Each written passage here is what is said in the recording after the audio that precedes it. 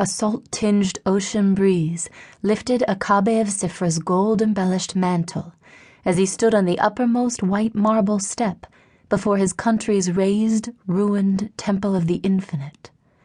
Bracing himself, he called to the crowds below. "Today, we have gathered to reclaim a treasure vital to Siphra and vital to our journey through this life. The Infinite's holy house!" Ear-splitting whistles and shouts of approval echoed all around Akabe, easing his fears. Affirmations of his decision to rebuild this place of worship, which had been toppled by his brutal predecessors. As he waited for the enthusiastic uproar to fade, Akabe studied the multitudes in the white-paved public square below the steps. Arrayed in bright robes and mantles, the citizens of Munra, Siphra's capital, met his gaze, respectful yet pleased. They quieted now, listening. To him, an almost nobody rebel and hunter, turned king. Who could ever dream of such a swift, unexpected rise to power? Not Akabe. Truly, his people were insane. Why had they accepted him as their king? Yet he must honor their decision.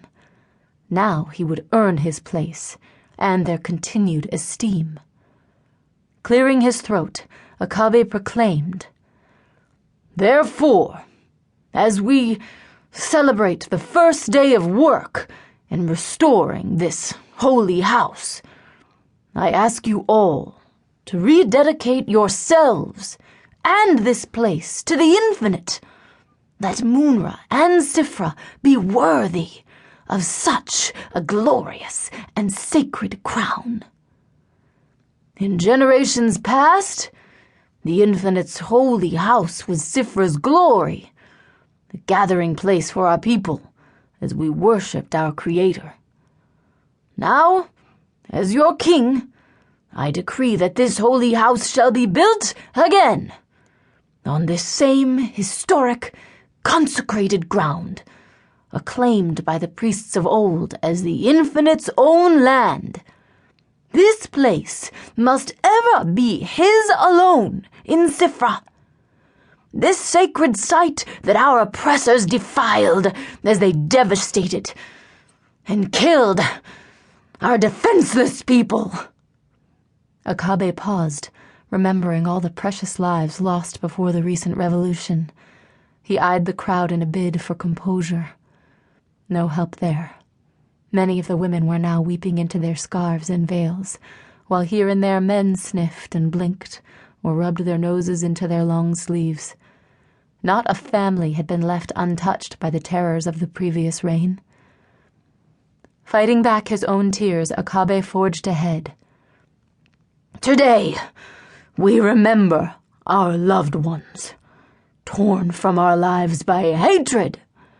We recall their courage and their sacrifices as we feast with our workers at the very foundations of our previous temple.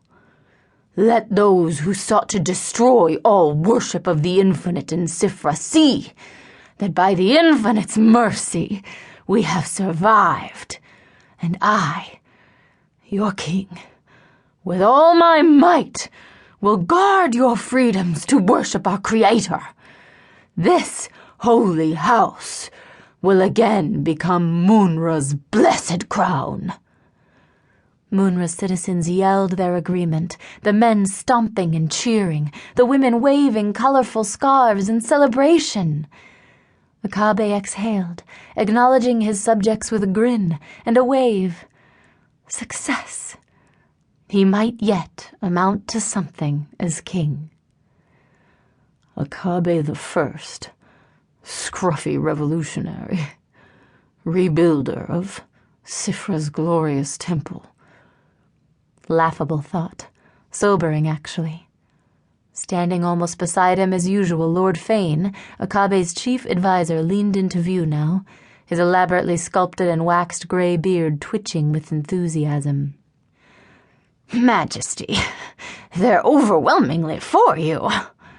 "Yes, and I don't understand why.